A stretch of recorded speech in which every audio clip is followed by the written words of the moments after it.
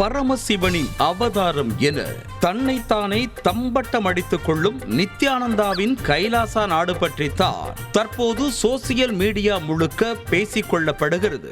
பெங்களூருவில் ஆசிரமம் நடத்தி வந்த நித்யானந்தா மீது பாலியல் வன்கொடுமை, ஆழ்கடத்தல், பண மோசடி என பல வழக்குகள் நிலுவையில் இருக்கின்றன. லுக் அவுட் நோட்டீஸ் கொடுத்து நித்தியை போலீஸ் தேடி வந்த நிலையில் கடந்த 2019ஆம் ஆண்டு இந்தியாவில் இருந்து தப்பி ஓடி தலைமறைவான அவர் அதற்கு பிறகு யூடியூபில் மட்டுமே தரிசனம் கொடுத்து வந்தார். ஆசிரமத்திற்கு வரும் பெண்களிடம் பாலியல் சீண்டல், அடிமைப்படுத்தி அடைத்து வைத்திருப்பது என என்னதான் பல வழக்குகளில் சிக்கினாலும் நித்யானந்தாவை நம்பியும் சில கூட்டம் இருக்கத்தான் செய்கிறது. அப்படி தன்னையே நம்பி இருக்கும் அதீத ஆன்மீக கூட்டத்திற்கு நித்தி சொல்லும் தத்துவங்கள் எல்லாமே ட்ரோல் மெட்டீரியல்கள் தான். தாம் கையை காட்டி கட்டளையிட்டால் சூரியன் கூட தாமதமாகத்தான் உதிக்கும் என உருட்டியது, அறிவியலுக்கு விஞ்ஞானிகளே அதிர்ந்து போகும் அளவிற்கு விளக்கம் கொடுத்தது எல்லாமே நித்தியின் ட்ரேட்மார்க் ட்ரெண்டிங் வீடியோக்கள். இந்த நிலையில் சில ஆண்டுகளுக்கு முன்பு கைலாசா என்ற தனி நாட்டை உருவாக்கியதாக அறிவித்த நித்யானந்தா அதற்கான பாஸ்போர்ட், கொடி, கரன்சியை அடுத்தடுத்து வெளியிட்டு கலகலப்பூட்டினார்.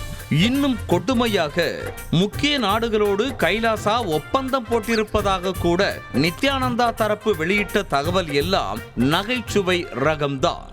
இன்னும் அறிமுகமே செய்யப்படாத, அங்கீகரிக்கப்படாத கனவு தேசமாகவே இருக்கும் கைலாசாவுடன் எப்படி ஒப்பந்தம் என்ற சந்தேகம் வந்தாலும் அதற்கெல்லாம் நித்யானந்தா பதிலளித்தது கூட இல்லை.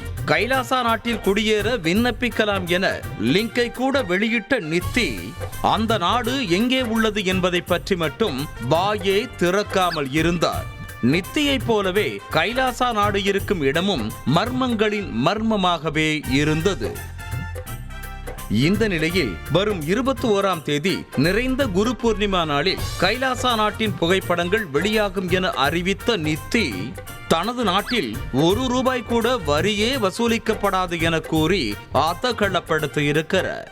மேலும் தனது நாட்டில் ராணுவம் இருக்காது, போலீஸ் இருக்காது என்றும் முழுக்க முழுக்க நன்கொடையால் மட்டுமே செயல்படும் நாடு எனவும் நித்தி கூறியிருக்கிறார். கைலாசா நாடு பற்றி நித்தி அளந்து விடுவதெல்லாம் சாத்தியமாகுமா என்பதை விட வரும் 21ஆம் தேதியாவது கைலாசா நாடு எங்கே இருக்கிறது என தெரியுமா தெரியாதா என்பதுதான் அதிக எதிர்பார்ப்பாக உள்ளது.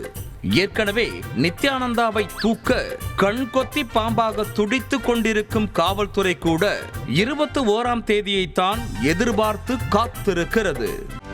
செய்திகளை உடனுக்குடனும் துல்லியமாகவும் தெரிந்து கொள்ள சப்ஸ்கிரைப் பண்ணுங்க.